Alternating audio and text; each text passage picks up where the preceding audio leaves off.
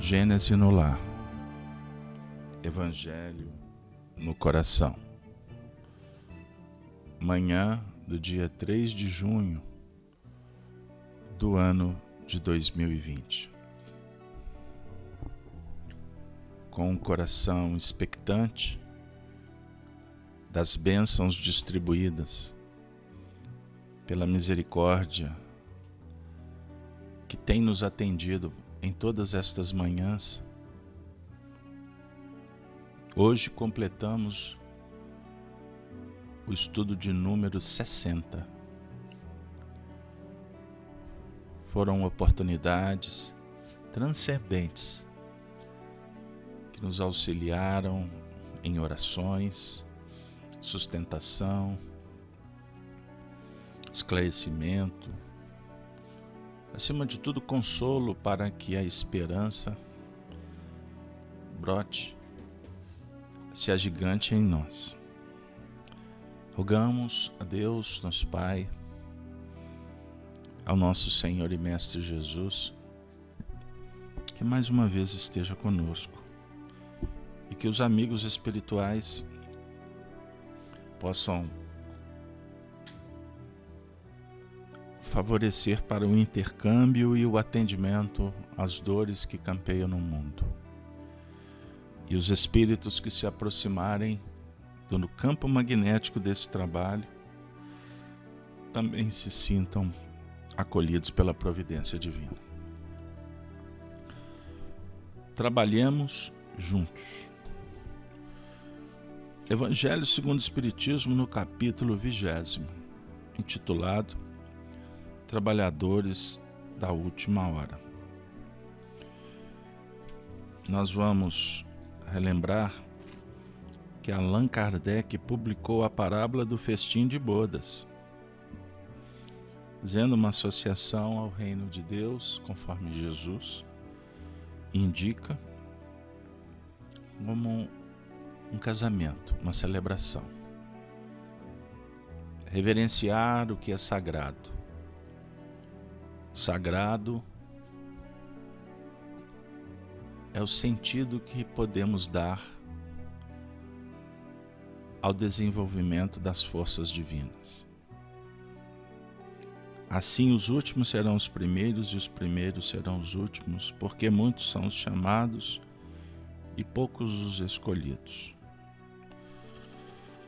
Vamos trazer o item 5, uma mensagem do próprio Jesus, que na época orientou Kardec para divulgar não o seu nome,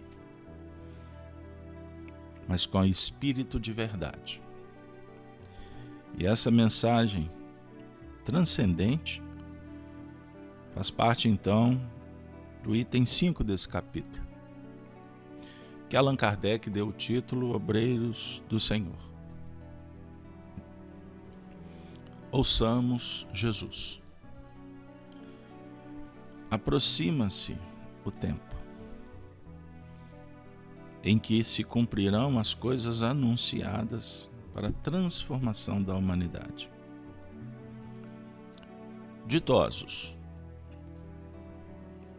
serão os que houverem trabalhado no campo do Senhor, com desinteresse e sem outro móvel senão a caridade. Seus dias de trabalho serão pagos pelo cêntuplo do que tiveram esperado. Ditosos os que hajam dito a seus irmãos: trabalhemos juntos e unamos nossos esforços, a fim de que o Senhor, ao chegar, encontre acabada a obra. Porquanto o Senhor lhes dirá: vinde a mim, vós que sois bons servidores, vós que soubestes impor silêncio às vossas rivalidades e às vossas discórdias, a fim de que daí não viesse dano para a obra. Mas ai daqueles que, por efeito das suas dissensões, houverem retardado a hora da colheita, pois a tempestade virá, e eles serão levados no turbilhão. Clamarão graça, graça. O Senhor, porém, lhes dirá: como implorais graças? Vós que não tivestes piedade dos vossos irmãos, e que vos negastes a estender-lhe as mãos, que esmagastes o fraco em vez de amparardes. Como suplicais graças, vós que buscastes a vossa recompensa nos gozos da terra e na satisfação do vosso orgulho? Já recebestes a vossa recompensa, tal qual a quiseste. Nada mais vos cabe pedir. As recompensas celestes são para os que não tenham buscado as recompensas da terra. Deus procede nesse momento ao censo dos seus servidores fiéis e já marcou com dedo aqueles cujo devotamento é apenas aparente, a fim de que não usurpem o salário dos servidores animosos. Pois, aos que não recuarem diante de suas tarefas, é que ele vai confiar os postos mais difíceis na grande obra da regeneração pelo Espiritismo. Cumprir-se-ão essas palavras: os primeiros serão os últimos, e os últimos serão os primeiros no reino dos céus. Espírito de Verdade, Paris, 1862.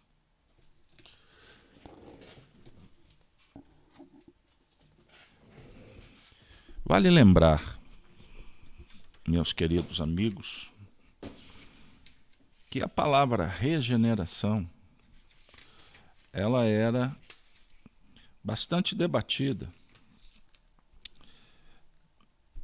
no meio acadêmico em França, no século XIX. Regeneração a definir um processo de transformação da humanidade. Observemos como é interessante o assunto. Discutia-se uma proposta que pudesse vir ao mundo para auxiliar a humanidade num processo de transformação. O diálogo entre os filósofos, os homens interessados numa nova ordem, inspirados pela liberdade, pela igualdade e fraternidade dos iluministas, e não da Revolução Francesa, do sangue, das disputas no plano da matéria, mas sim o aprendizado em torno da existência da vida, o motivo, a filosofia do bem viver. Então, naquele período, a moral era debatida nos meios acadêmicos que não eram materialistas. Vieram depois por consequência de exatamente destas revoluções sangrentas, no rompimento pela força com a igreja, em função de ideologias que foram voltadas para o plano do poder da terra, o que gerou naturalmente as guerras que vieram por consequência. Milhões de pessoas foram mortas em função dessa busca do poder na terra. A Guerra Franco-Prussiana, as batalhas em França, todos os movimentos que se espalharam pelo mundo. E principalmente a revolução que se deu na Rússia. Reflitamos. Foram centenas de milhões de pessoas mortas por ideais que estabeleciam a justificativa em leis divinas, como da liberdade, da igualdade. A palavra fraternidade, na verdade, não fazia parte desse conceito. Por que nós estamos falando isso?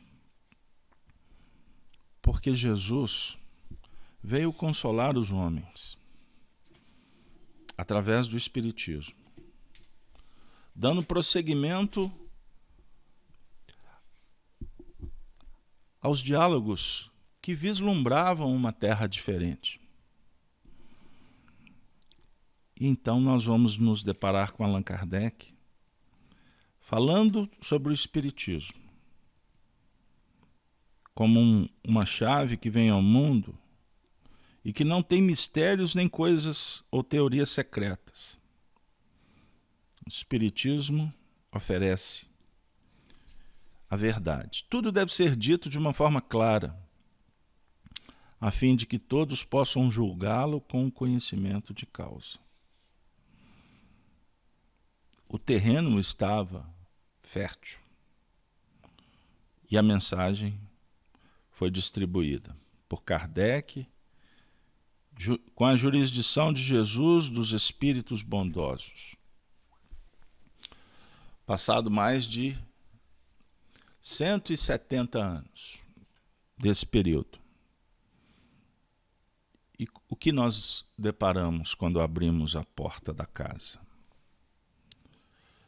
Que os tempos preditos em que se cumprirão as coisas anunciadas para a transformação da humanidade estão a todo vapor.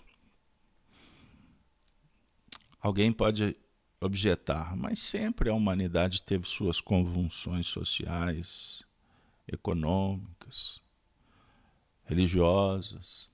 Sim, sempre. Todos os séculos são marcados por acontecimentos importantes.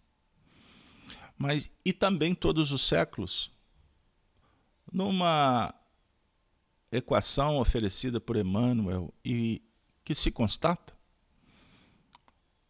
receberam gigantes, representando o alto. Emmanuel disse: Jesus nunca deixou a história órfã dos seus apóstolos.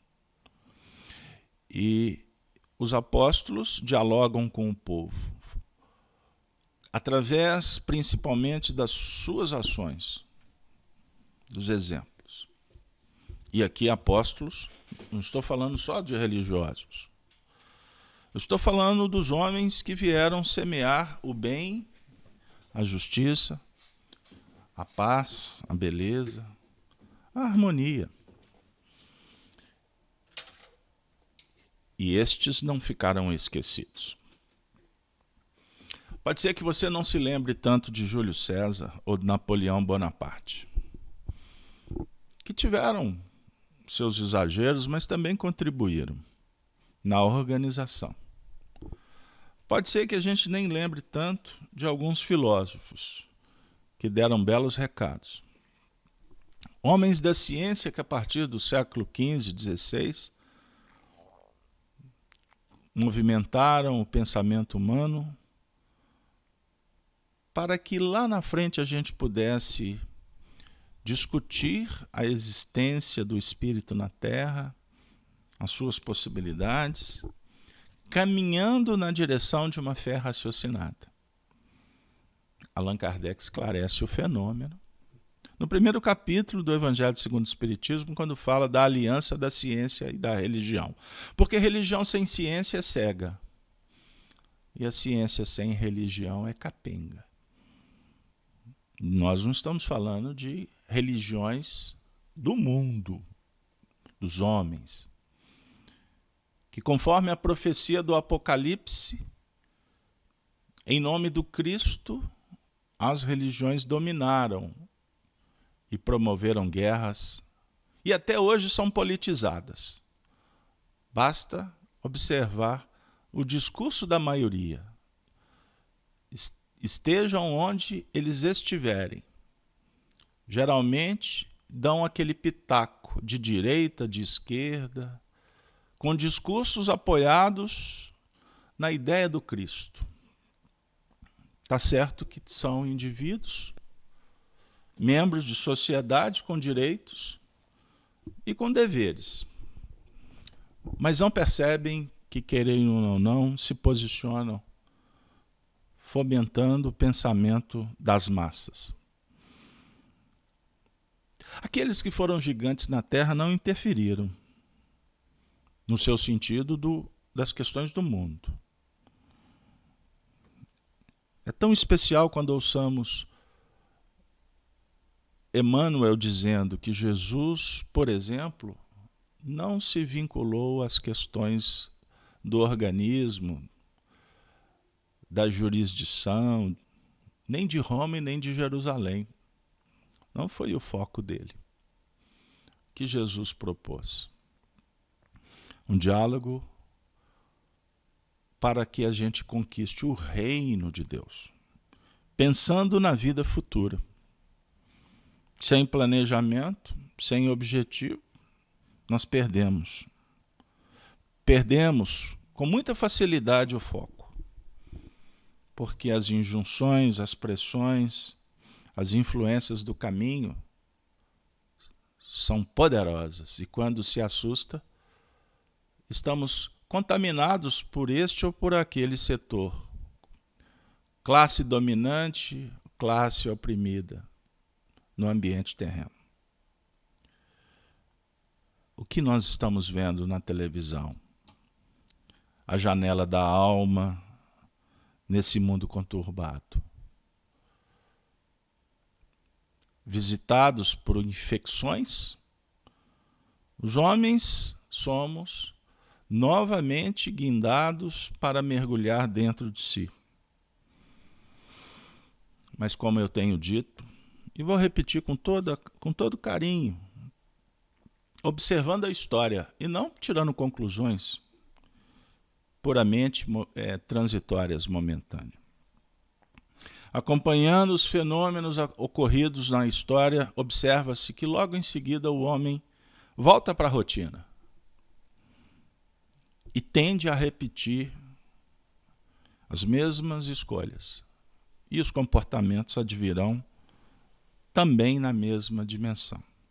Um conceito ou outro, uma experiência, uma emoção, um sentimento, por certo, está gravado.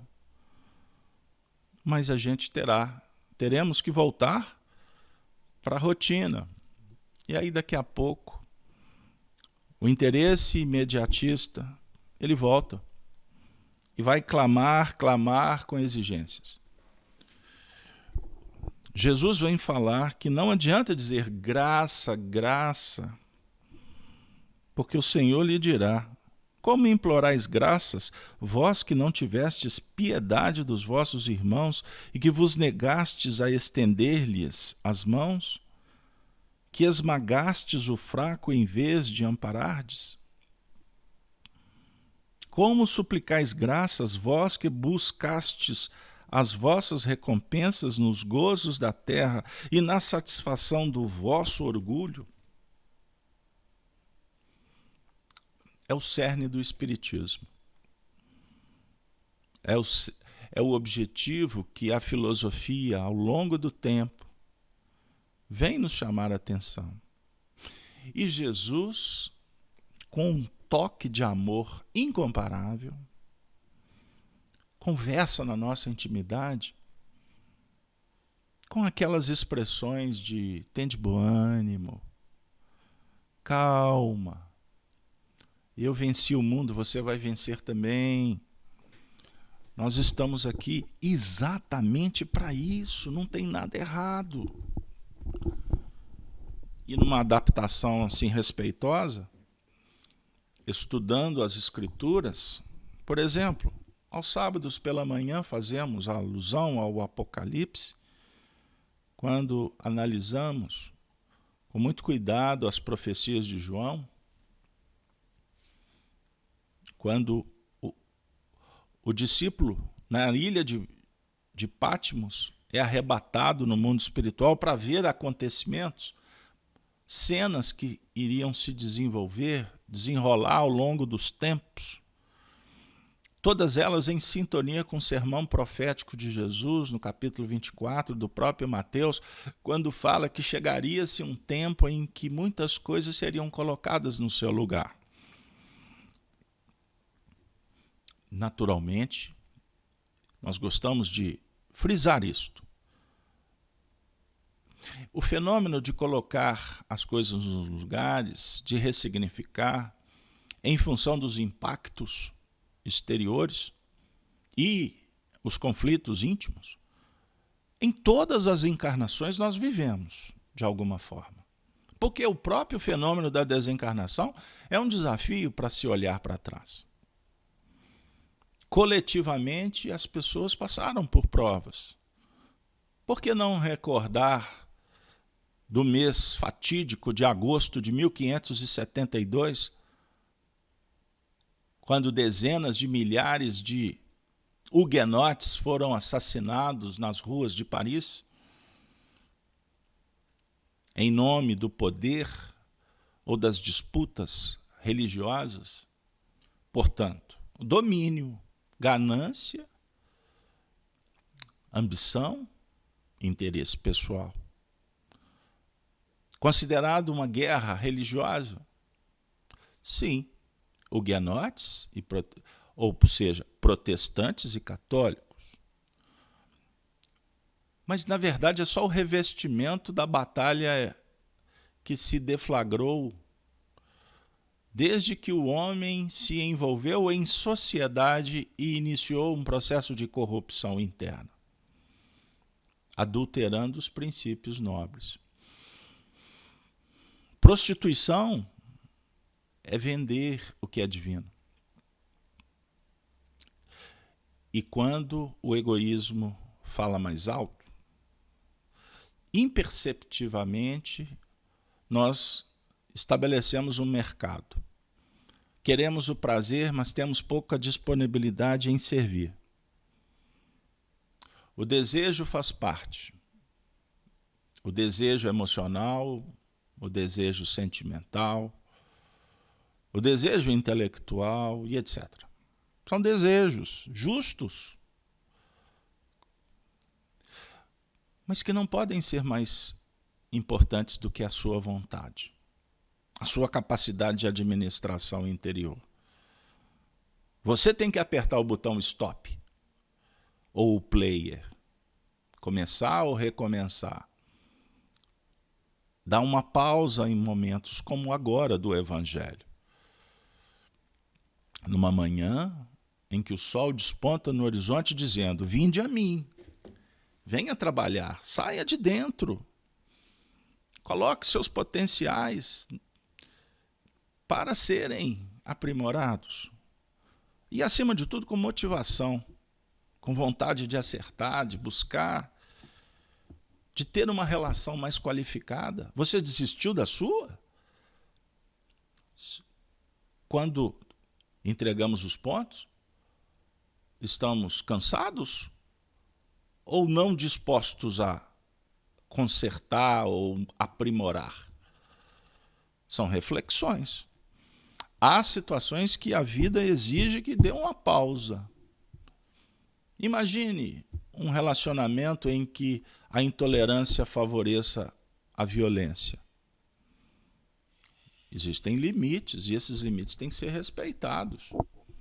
Por isso a sua medida é diferente da do outro. Quando alguém toma uma decisão de dar uma pausa, por exemplo, num relacionamento conturbado, violento, desrespeitoso,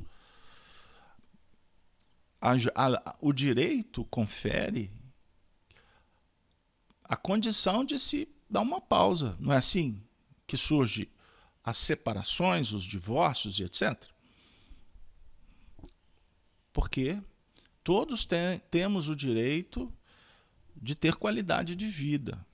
E quando a doença mental se estabelece, porque toda a violência ela está dizendo que o indivíduo está doente. Ele está desequilibrado. Ele não consegue administrar. Então ele precisa de cuidados, de terapêuticas. Quantos relacionamentos que o tempo todo ficam dizendo que falta respeito, falta fraternidade. E no ramerrão do dia a dia, isso se faz com tanta repetição que quem está dentro do contexto não vê. Mas quando se recebe uma visita no lar, aqueles que chegam de fora costumam ficar assim perplexos diante de tanta falta de educação, de respeito, de bondade nos relacionamentos. O direito favorece, ele dá condições para que a sociedade se reposicione. Mas a partir desse direito, quantas responsabilidades foram abandonadas pelo caminho? Porque eu tenho o direito de ser feliz. Eu costumo brincar dizendo, tem até livro por aí, mereço ser feliz. Aí a gente deixa de lado certas questões que são gravíssimas para a nossa evolução.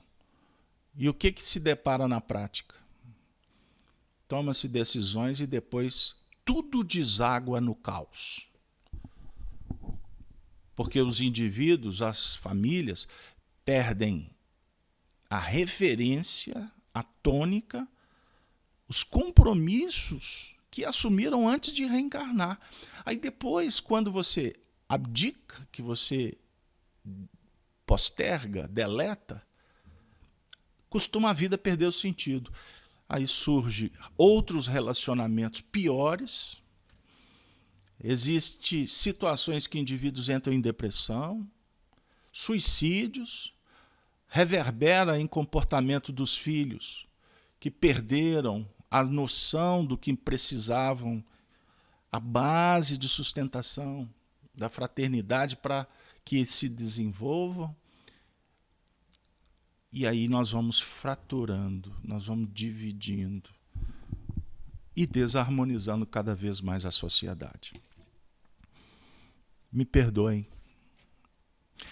O texto, ele fala com tanta propriedade para o nosso coração, porque ele vem dizer que é necessário que trabalhemos juntos e unamos nossos esforços para contribuir de uma forma eficiente para o progresso da humanidade, que começa por nós, mas que daqui a pouco está no filho, está no marido, está na esposa, está no vizinho, está na sogra, está na nora, está na comunidade. Unamos os nossos esforços no sentido do bem, porque você, eu, também podemos contribuir para o progresso da humanidade, sendo intolerante, desajustado, desequilibrado, revoltado. Você pode contribuir sim também, sabia? Foi Jesus quem disse: escândalo se faz necessário. Só que ele dá um toque de classe.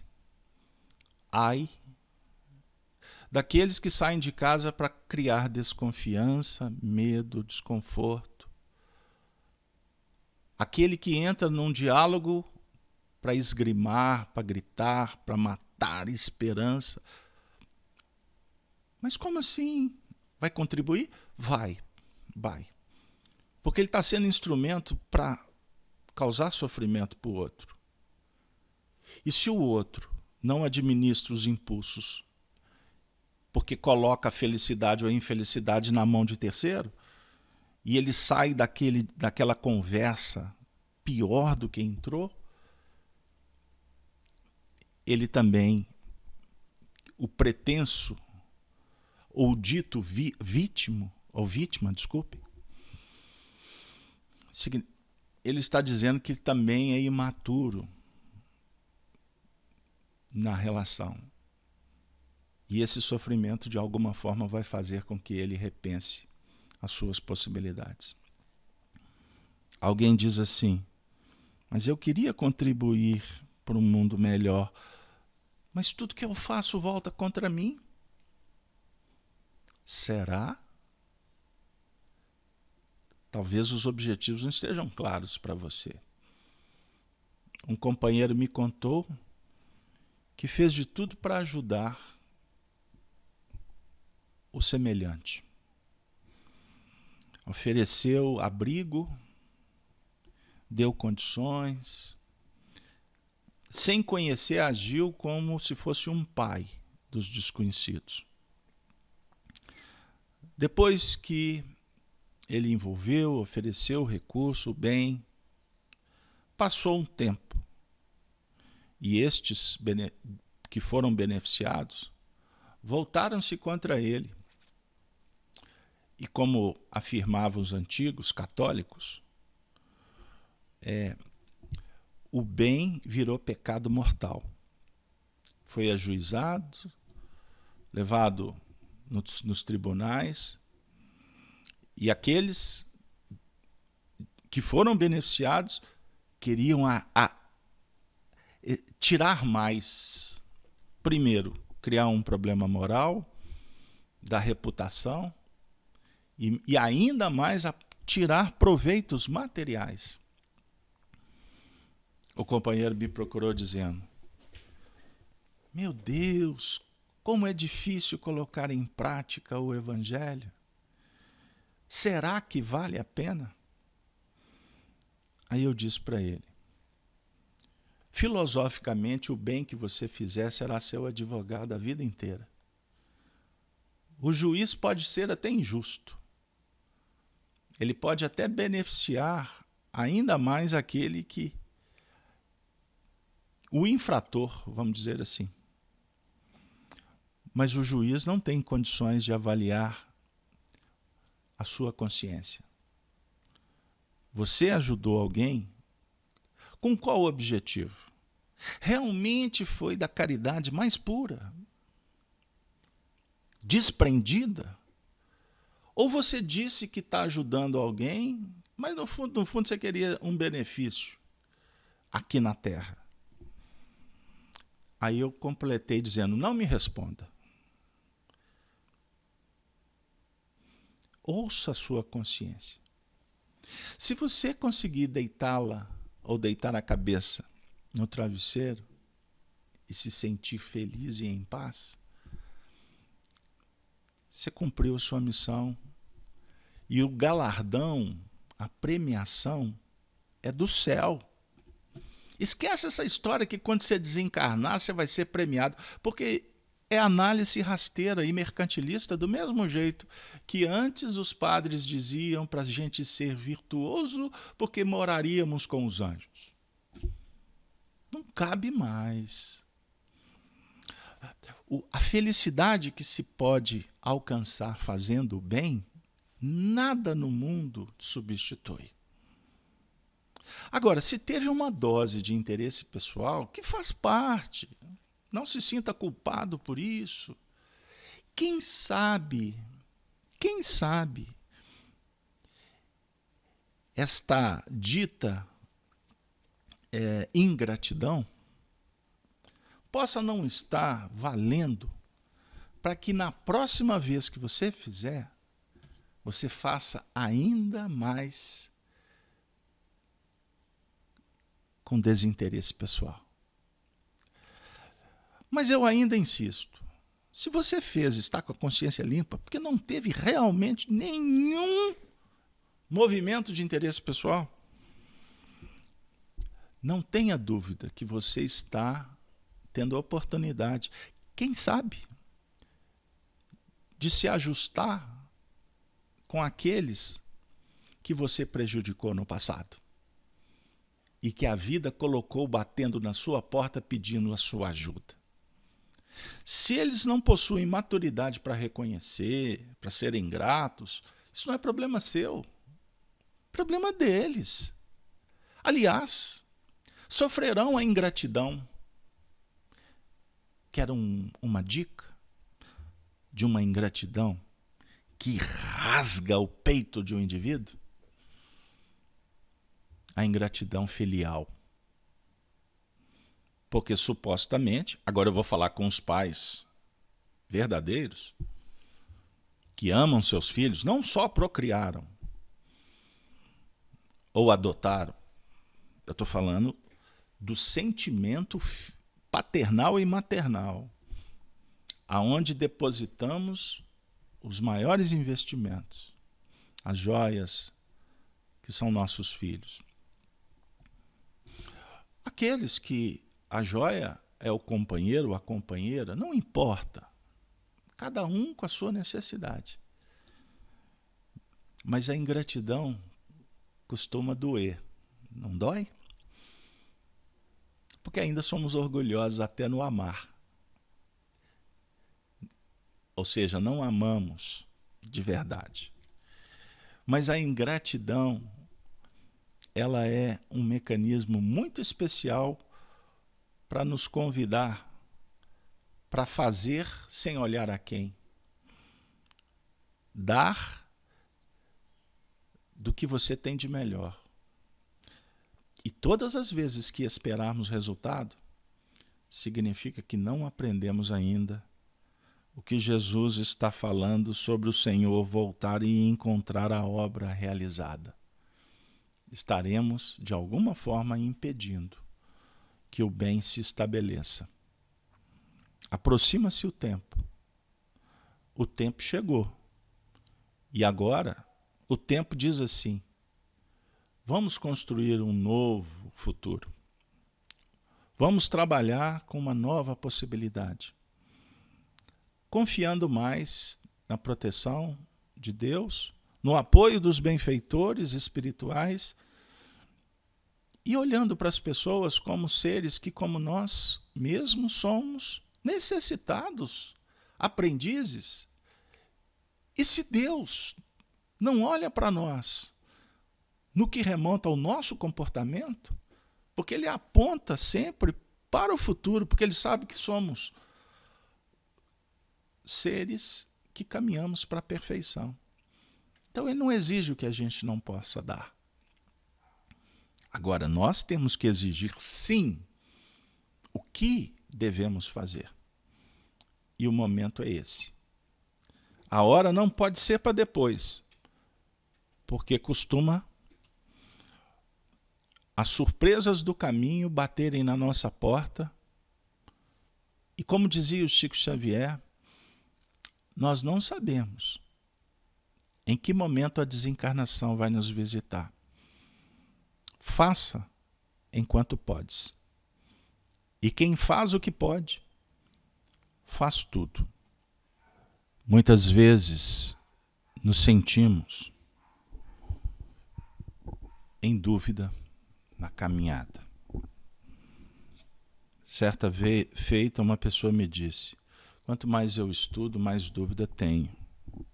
Aí eu disse: esse é o princípio extraordinário da filosofia.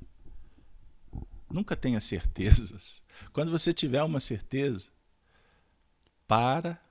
olha, porque pode ser que você esteja numa situação ilusória.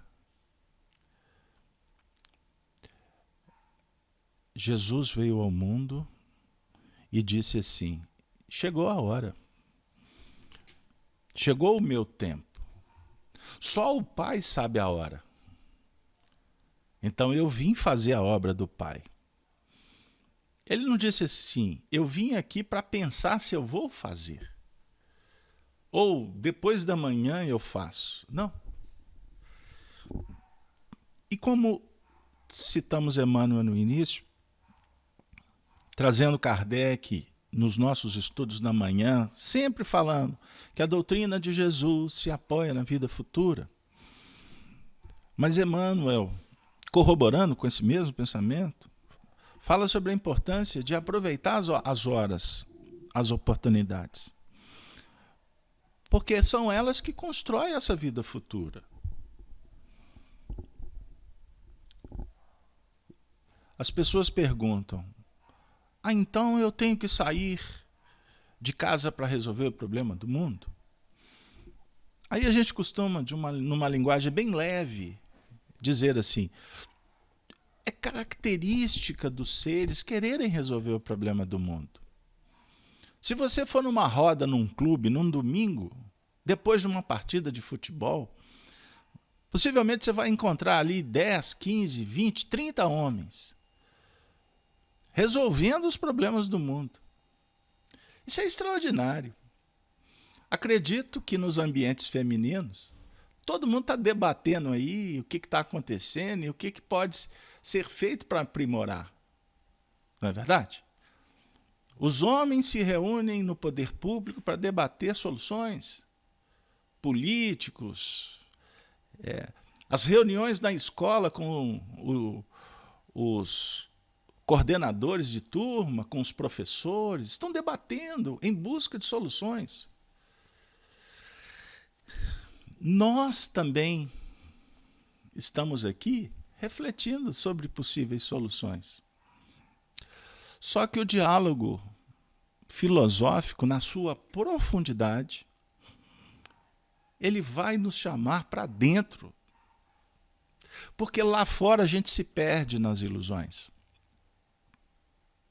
O coração é o norteador, não o intelecto. A imaginação, a criatividade, que se mistura com o interesse pessoal, muitas vezes nos coloca na chamada bolha líquida dos filósofos contemporâneos, que na verdade eles estão falando lá das ideias platônicas, sobre a sombra. Conheçam, estudem o mito da caverna. Vocês vão perceber o que os filósofos, os psicólogos, como por exemplo Freud, o Jung, analisando sonhos, eles vão falar das sombras, dos arquétipos. Cada um vai dar um termo próprio para essa ideia. Mas o que importa para nós é, acima de tudo, que nós precisamos de abrir a intuição, observar o futuro para agir no agora. E o referencial é Jesus. Então, quando você tiver dúvida, em todos os momentos da sua vida, não fique inseguro. Agradeça pela dúvida, porque significa que você está um passo para chegar num ponto mais favorável. Porque vai exigir de você inteligência e sensibilidade. Nos dias atuais, nós temos um parâmetro importante. Com o advento da internet, todas as pessoas têm muitas informações. Muitas. O que vai gerar opiniões. Então, muitas vezes, um professor diz assim: é muito engraçado. Eu estou aqui há décadas estudando essa matéria. De repente, chega um aluno que ficou 5 minutos no Google fazendo uma pesquisa, chega para mim e fala assim, que a minha visão é o meu ponto de vista e que ele tem o dele. E no ambiente democrático sempre é válido. Mas vamos pensar, o aluno pode estar com a verdade, mas a tendência de quem tenha condições para analisar o painel com mais amplitude é o professor. Ou você pega o resultado do exame de sangue e vai discutir com o seu endocrinologista com arrogância, ele que costuma ser até professor de universidade, mas porque você pegou uma receitinha na internet, você tem mais condições de falar com ele do que ele com você. Portanto, cuidado com o mundo das opiniões, porque elas apenas estão dizendo que vai chegar um tempo que tu vai ter mais conhecimento e esse conhecimento vai te levar para um outro estágio chamado sabedoria, que garante ainda a chegada para um outro estágio que se chama iluminação, amor em profundidade. Portanto, amigos, Evangelho no Lar é uma escola, é uma possibilidade. Não existe verdade absoluta. O que nós buscamos na oração, em contato com Jesus, o Divino Mestre, lucificados pelo Espiritismo, é pedir: Senhor, o que queres que eu faça? Porque o certo é que a missão que vem do alto, ela há de nos guindar, impulsionar para sermos pessoas melhores. E ninguém será melhor se não for humilde e não aprender a conter os ímpetos que definem arrogância, presunção. Termino com muito carinho e alegria, pensando no que o Espírito de verdade quer dizer. Os primeiros serão os últimos e os últimos serão os primeiros. Jesus enviou os primeiros. Na história ele foi o último. Por isso ele disse: eu não vim destruir a lei. Eu sou aquele que vim vivê-la. Ele foi o último e se tornou o primeiro. E mais, ele foi o primeiro a falar de fraternidade, apoiado em tudo que os homens já estudaram. Então, quando você tiver dúvida, pergunte a Jesus ou à sua consciência. Se fosse Jesus, o que ele faria? Pode ter certeza que você estará bem próximo de uma escolha melhor. Ele não foi para as ruas brigar com o mundo. Ele se posicionou de uma forma amorosa, firme, no ambiente em que ele era chamado. Pensem nisso. O ambiente íntimo. Esse é o ponto. Se ele fosse revolucionário como pregam, ele tinha discutido com Pilatos. Ele não concordaria com os fariseus. Ele iria repreender Judas. Não. Para Judas ele disse, no momento do beijo: venha, cumpra as escrituras. Ele deu o rosto para Judas beijar, sabendo que Judas estava o traindo.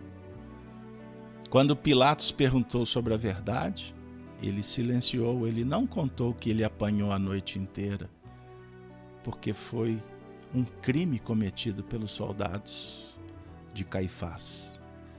Só os soldados romanos poderiam pôr a mão nele. E diante dos fariseus, ele disse que ele veio ao mundo em nome do Pai. Os fariseus é que julgaram que ele foi arrogante, não foi ele. Então, saia para o mundo em nome do Pai. Se alguém achar que você está sendo arrogante, desde que você seja humilde, amoroso, prudente, simples, o problema será de quem está te julgando. E geralmente as trevas fazem de tudo para silenciar a voz dos pastores, os pastores verdadeiros, que não têm nomes, termino dizendo, porque eles são os últimos. Os pastores verdadeiros são aqueles que se importam em dizer que Jesus é o nosso Salvador. Encerro inspirado pelas epístolas de Paulo. Hoje é dia, quando ele afirma: não sou eu quem vivo, mas o Cristo que vive em mim. Ave Cristo, Ave Cristo, Ave Cristo. Um bom dia para todos.